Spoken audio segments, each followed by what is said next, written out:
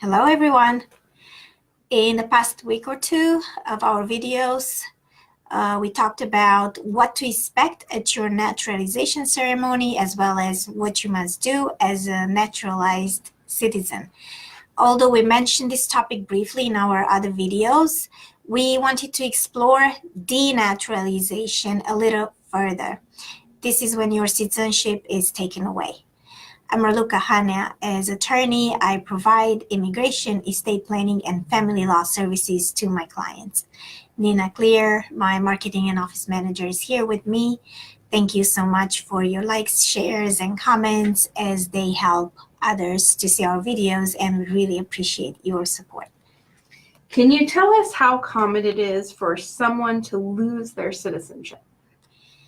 To start, we should probably mention that there are really two different things that people sometimes get confused. Denaturalization is when your citizenship is stripped away by the US government. If you renounce your citizenship, which is what a person who is born a US citizen must do, that is different. The result is the same for both, in that you are no longer a US citizen. Now, back to your question, denaturalization is rare. Between 1990 and 2017, the Department of Justice filed an average of only 11 per year.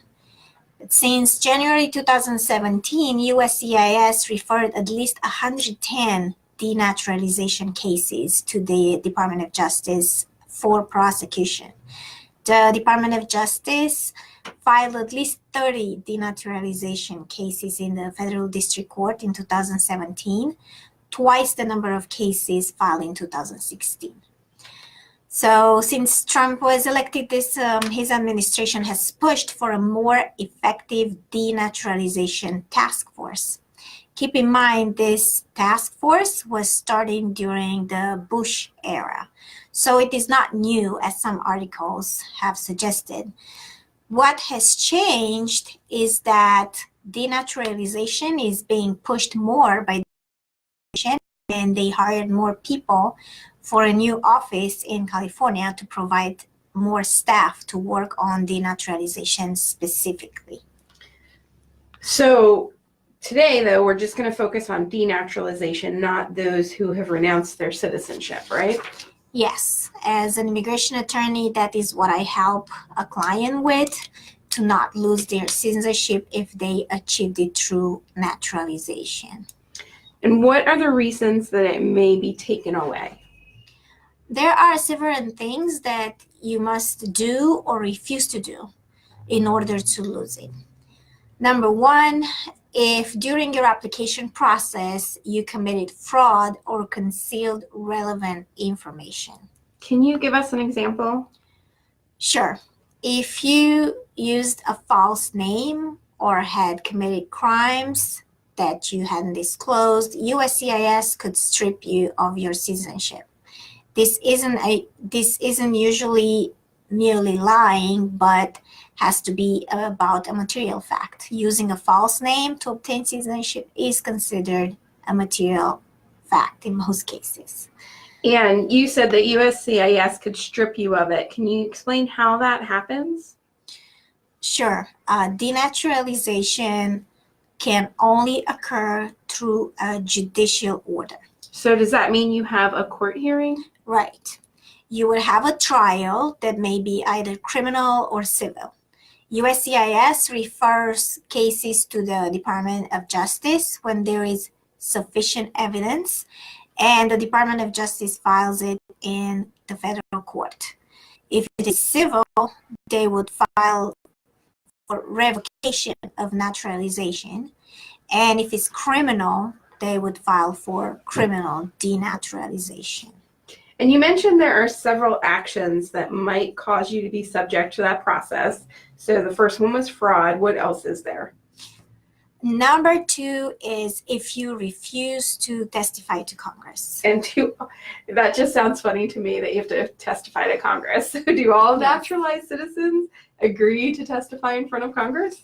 Yes, but this expires after you're a citizen for 10 years. And do they just ask you to testify about anything? No. just if they have questions about any subversive activity that you may have engaged in. And what does that mean, subversive activity? An example might be if you worked to overthrow the US government. Anything else? Well, this is connected to the previous one, but for example, if you belong to a subversive group, that means one working to overthrow the US government, then you may be subject to denaturalization. Okay, and what other things could you do that might cause you to be denaturalized? If you are dishonorably discharged from the military within a specific time period. Do you have to serve in the military when you become a naturalized citizen?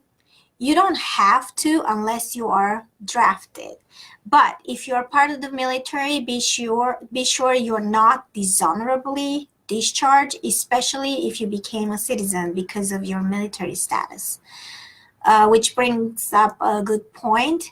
Both green card holders and naturalized citizens may have to register with the Selective Service if they meet certain criteria. We're going to talk about this in a video on Friday. So what I'm hearing is in order to not lose your citizenship or be denaturalized, you shouldn't commit fraud before becoming a citizen or work against the U.S. government after. Well, that is very simplified, but yes, as with many immigration matters, we can only give you broad information on our videos, and we recommend that if you are facing denaturalization, that you talk to an experienced immigration attorney about your particular situation as soon as possible. I know that you mentioned this in a past video, but if you are denaturalized, you're not immediately deported, right? No, once you are denaturalized by court order, your immigration status reverts to what it was when you became citizen. So if you're a green card holder, you would again be a green card holder. And then do you maintain that status? Well, then the US government usually starts deportation proceedings against you. And we mentioned in other videos how you can lose your green card. So doing fraud, lying in applications with the US government, that would disqualify you to be a green card holder also. So although if you violated the terms of your citizenship that you agreed to when you became a naturalized citizen, you may have to leave the country. And what about if your children or your spouse obtain citizenship through your status? They may also lose their citizenship if you are denaturalized. And if your citizenship is revoked or taken away, can you appeal that decision? Yes, you can, but again, I would recommend that you work with an experienced immigration attorney for something like this. Thank you for watching and for all your likes and comments. If you have any questions, please reach out to us, as we are always here to help. See you tomorrow.